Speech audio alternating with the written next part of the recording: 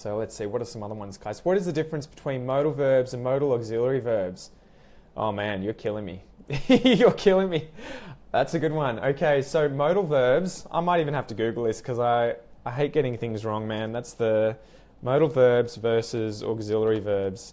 Let's see if I can get this for you. See, I don't know everything. I speak this language natively, but I don't know all the grammar stuff. I constantly have to be learning this. So let me find out. Okay. So both modal verbs and auxiliary verbs are helping verbs, but I think if we can open this up, need some music playing in the background. So the difference: modal verbs are auxiliary verbs that express modality. There you go. So modal verbs indicate possibility, probability, ability, permission, obligation, and necessity, and they are not subject to inflections. Isn't that complicated?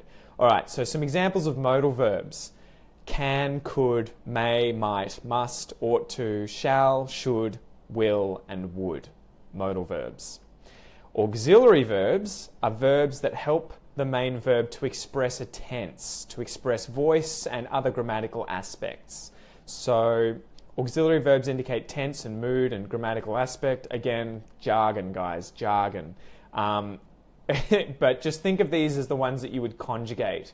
So you don't conjugate would, it's always would. You don't conjugate will, it's always will.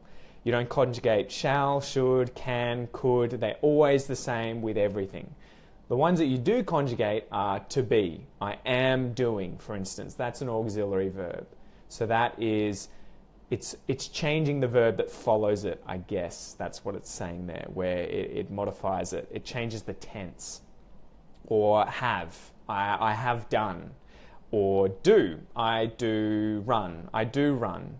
So auxiliary verbs are be, do, and have, the ones that you can conjugate with the different pronouns. I do, he does.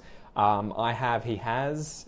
I am, he is. And then modal verbs are the ones that express modality, whatever that means, like can, could, may, might, must, ought to, shall, should, will, and would. So that's a pretty complicated question, but learning those is a pain in the butt, I know. Just keep practicing, guys. Keep working hard. It just comes with time.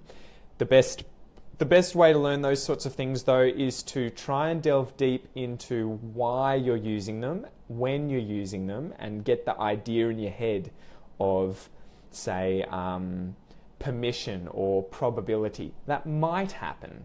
That might happen. That means that it's probable.